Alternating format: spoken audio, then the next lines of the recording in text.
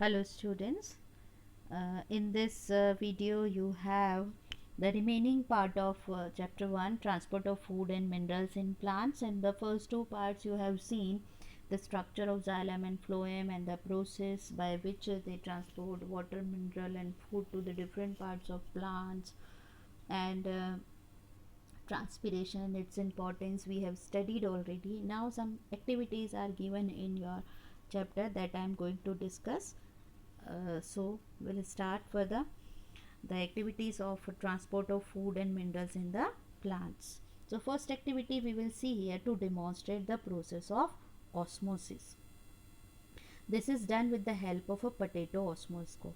So what are the materials required for this? We'll take a large potato tuber, and here you can see this is the potato shown in the beaker, a beaker filled with the water, a strong sugar solution we will take here. So these are the material required. Now what we will do here, we'll cut one end of the potato tuber to make it flat. So we'll cut the one of the end of the potato, and at the other end we will scoop out some of the potato to make a cylindrical cavity. So you can see here the cavity is seen in the center of the potato.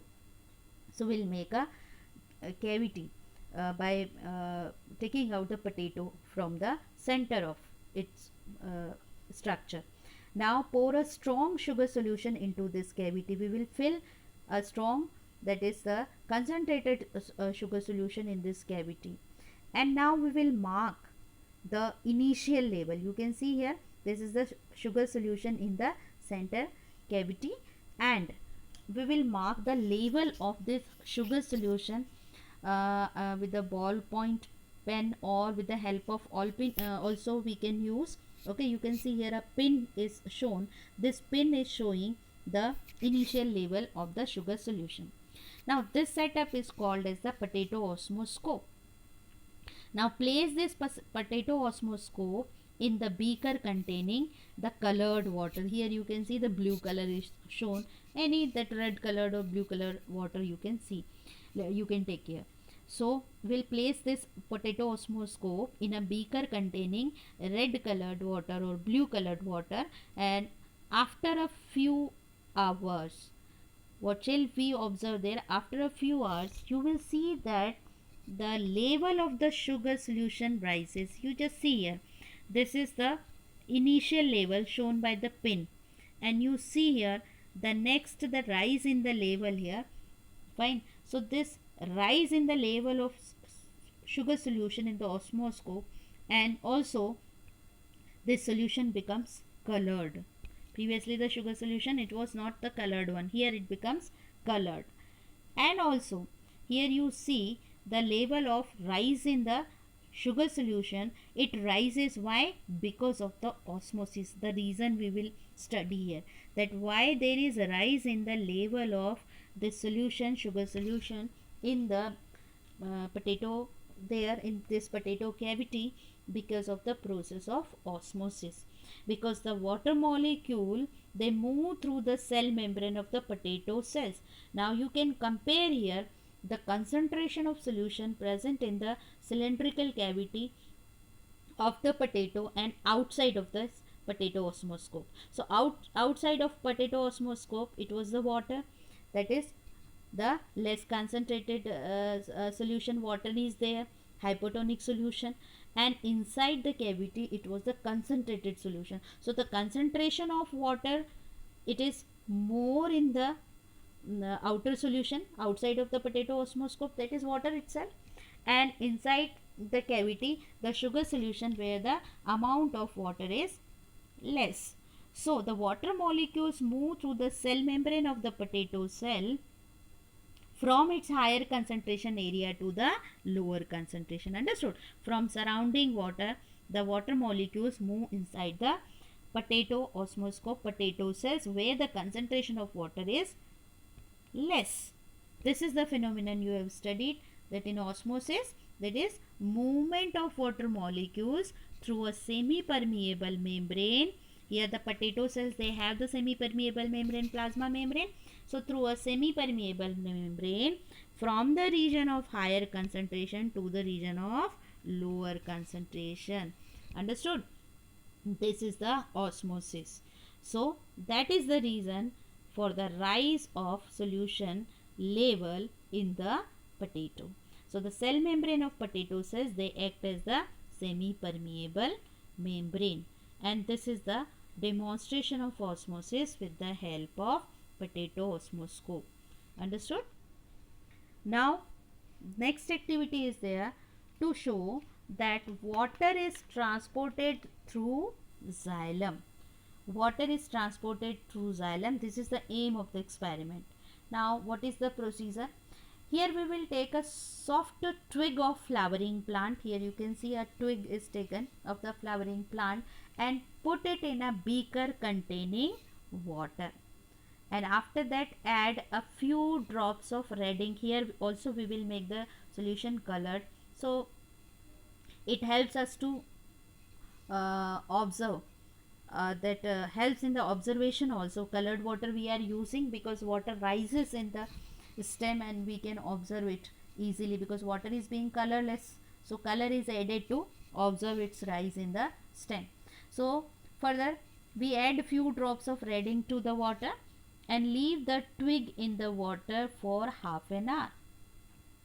After half an hour we will cut a thin slice of the stem. You can see here, this is the slice of stem, it is cut, and then we will put it on a glass side.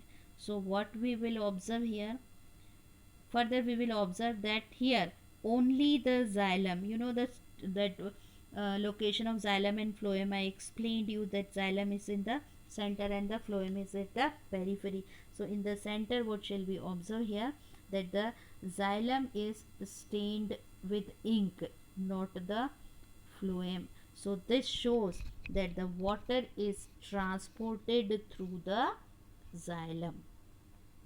So understood children? This is very simple activity. You can do at your home also by placing a twig of a flowering plant or a flower, even the light colored flower also you can take and keep it in the colored water for 1 or 2 hours. Now next activity is there to study the process of transpiration. The aim is to study the process of transpiration. What is the transpiration? We have studied already. That is the process by which water escapes in the form of water vapor from the aerial parts of the plant. This is transpiration. So what is the procedure? We will take a small potted plant and we will cover it with a big glass jar. Here you can see the small potted plant, and this potted plant is also further covered. Why we cover? Because water from soil also may evaporate and may interfere with our results, so we will cover it. Okay, so we'll cover it with a with a polythene or a cloth, and also we'll cover it with a bell jar. This is bell jar. This experiment is known as the bell jar experiment also, and pot is covered to prevent water evaporation from the soil. Now we will keep this setup under the sun for few hours. What we observe, after few hours we will see the droplets of water appear on the inner walls of the jar. These droplets of water, they are formed due to the condensation of water vapor. This water vapor which arises due to the process of transpiration. So these droplets are formed due to the transpiration. Due to transpiration, water vapor comes out from the leaves, and this water vapor undergoes condensation, so we can see the water drops here. So this is the bell jar experiment to study the process of transpiration. Now the next activity is here, the food is transported through phloem. This experiment is known as the ringing experiment also.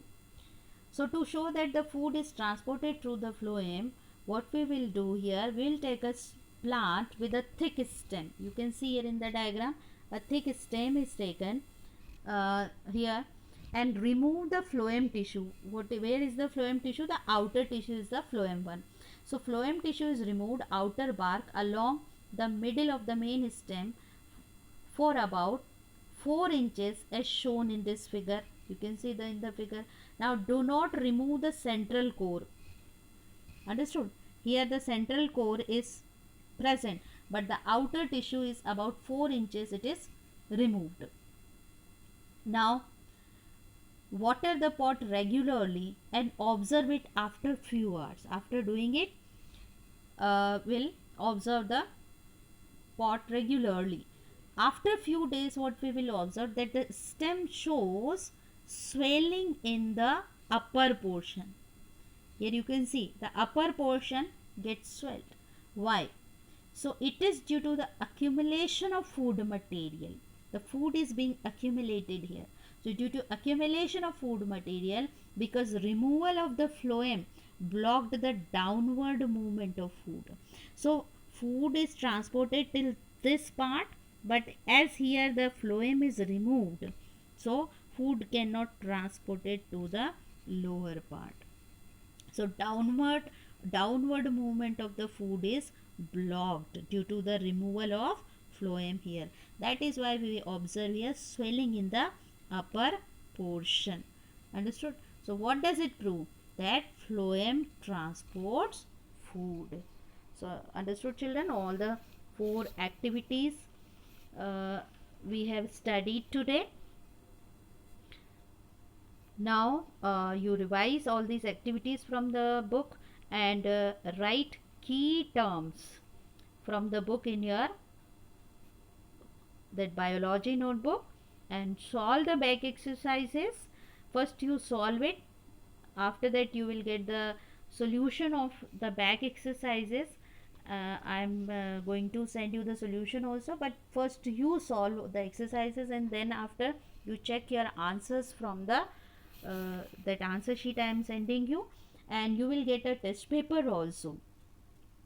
Here the questions based on the chapter which is taught by me, that you will solve, and the test paper you will solve after revising all the portions of this chapter, and complete your notebook also by writing key definitions, and then you will solve that test paper and show me the result of that test paper also.